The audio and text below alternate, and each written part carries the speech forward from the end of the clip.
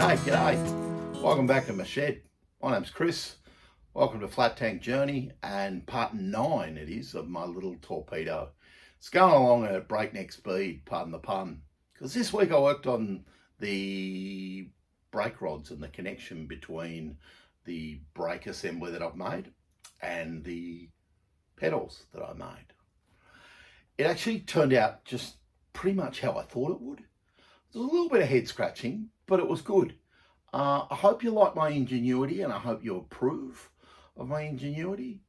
I think it looks really good and I think it will function really well. So that's probably the main thing. The looks are maybe just secondary, I'm not sure. Anyway, enjoy the video. So I need some clevis, pins, clips, whatever you want to call them. These little jiggers to go on the end of the 1/4" rod to connect to both ends. Be best if they were left-handed and right-handed threaded so you could adjust them and so you can get the same level of pressure on both, I suppose. I don't know.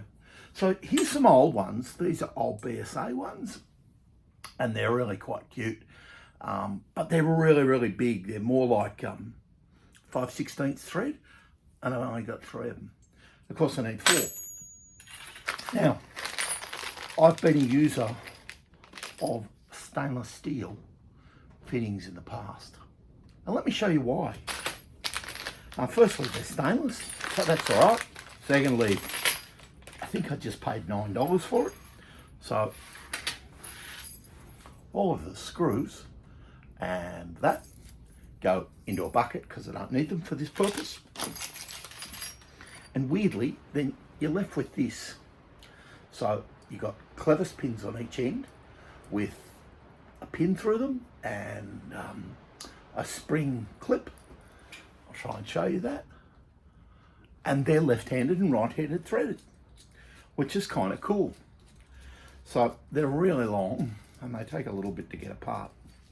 So after you've spent 3 minutes unscrewing them, you end up with left-handed thread, right-handed thread, and you've got this piece that is in the middle. Through the magic of film, I'm going to cut it in half and you'll end up with 2 halves. Back in a minute. So, lopped it in half. Left-handed thread, right-handed thread. It's still all good. Now, into the lathe and bore them out to 1/4 inch. And there's plenty of meat and I will take it. I'm just going to pop them in the lathe and then I'll come back and show you how it all goes together. At least I hope. So here's the piece of 1/4 inch rod, shaft or bar or I don't know, whatever you want to call it, doesn't matter. Brothers from another mother. Then here's the fitting that was in the middle, 2 pieces, and I've just run the drill bit into it and enlarged the hole. And it will now really neatly, and I mean really neatly, because rod and shaft and bar is never accurate. It's actually got a little burr on that end. It'll all tap together and you can end up with left-handed and right-handed fittings at each end of the bar. So it's stainless and mild steel and you can silver solder those 2 things together, or at least the internet tells me I can. So I reckon that's proof of concept for me and I'm not unhappy with how it works. And then hopefully I've got the right one. Yep, I have managed to pick up the 2 right-handed pieces. So the threaded pieces end up really quite long and you have to perhaps cut. I've generally cut half of it off because I don't need that much adjustment. I set it up reasonably accurately to start with. So I always wind left-handed threads the wrong way because I just can't cope with the whole left-handed thing. Bit of a battle. And but you end up with adjustability and locking nuts and left-handed and right-handed. And the whole thing for, I think it was $9.16 Aussie. You know, it's not a lot of money. Now, it's not, for the purist, it's not right. I get that. And For people that know me, they know I'm pure to a point, but this is an obscure little bike with no parts. I ain't waiting my whole lifetime to ride it and put it on the road. I'm just not prepared to do that. So if somebody's got the brakes off a 1922 Torpedo and the footrest mechanism and all of that, I'd love them. I'm a buyer. But in the eventuality that they haven't, and that's more realistic, here's what I'm going to do. So I'm going to get this over to the bike and start measuring it up and feeling my way, and I'll bring you along for the ride, eh? So, trying to bring you along for the ride, but not as easy as it looks.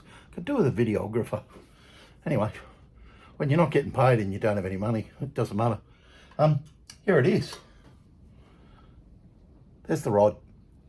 I've shortened the clevis, screwed it in, and I can already see I've got a little error, and this is why I didn't weld it all up, I suppose. The two dropouts, or the two actuating arms, are too close together, I think, and I'll never get both clips in.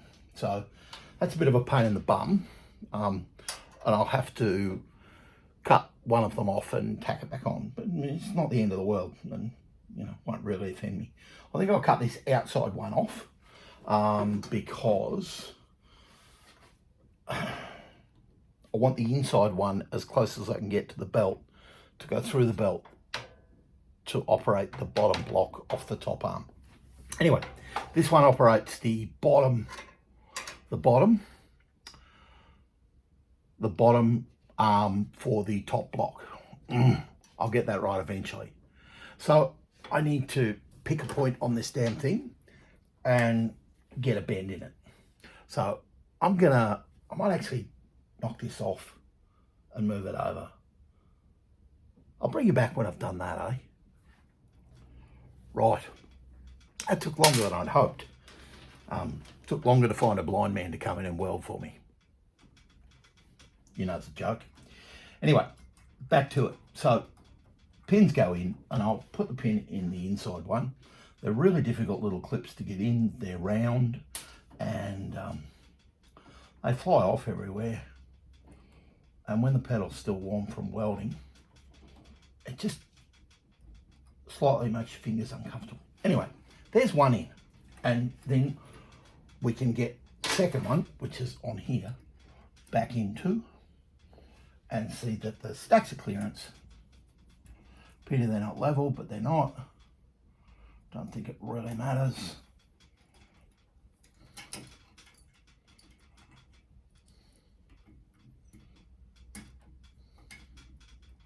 Now you can all see why I don't shoot stuff live. So it all goes back in. So now I can kind of see where I'm going. I've got more of a chance. So the pins can go in, and I can get a look at the rod. So the bottom arm that actuates the top rod, the top block, and you can see that, finishes about here. So I've got to get through that gap and then create a straight line. So I've got a fair old bend to make, and I'm going to hit for somewhere in the middle here and see how I go, and then try and straighten out, even perhaps a bit shorter than that, perhaps there.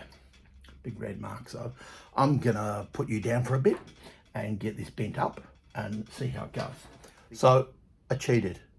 I folded up the inside one first because I thought, if I don't do the inside one, how am I gonna clear them when they cross over one another?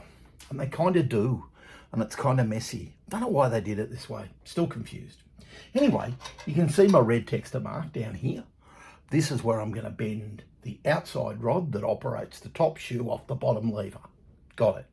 And I'm going to bend it, and put the adjuster back on the end. Leave it with me. I'll have a crack, and then I'll bring you in and show you a close-up, and we'll see if it all works. I wouldn't say it was the end of a long journey, but it feels like I've got to the point where, heavens, this might all work. There's the connecting rods. They're just loose fitted at this point. They are bent in similar places. They have adjustment at the pedal end and adjustment at the lever points at the other end. And they're just loose fitted. So if they drop apart while I'm talking to you, it's because they need disassembled, thoroughly cleaned, and then I'm going to attempt to silver sole them together and then do adjusting on the fit up. I'm really pleased. Again, I'm going to criticise myself. My welding's really awful, but I know that, and that's okay. I've got someone lined up to do some welding. I'm happy with the basic fabrication though. I think that looks right. People are going to look at it and think, what the? But that's basically how they did it. I've improvised, modified, and suited a few things to suit myself, and I can live with all of that, I think. I've got the top arm thinned down to get clearance underneath the clevis, and that's okay. The bottom arm, I could match it if I want to, but I'm not sure I do. I don't really care. I think I'd like to turn these over, or at least one of them over, and get the acorn nut. And then I need to finesse this bolt here. I've actually got some nylock nuts to go on.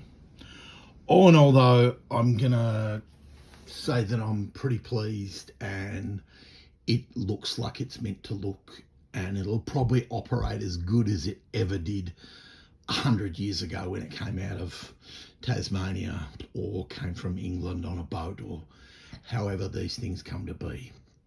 It's a good result. I'm pleased. Cheers. That was it. That's episode 9 done. I'm thrilled with how quickly the bike's going along.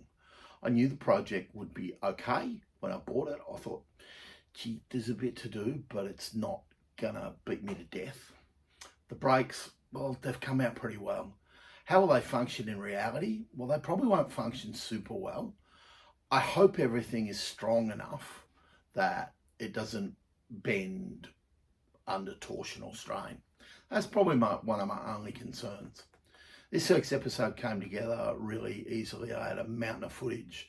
I've tried really hard to get something together so you can see what I did. Hope you enjoyed it. Cheers. Have a great one.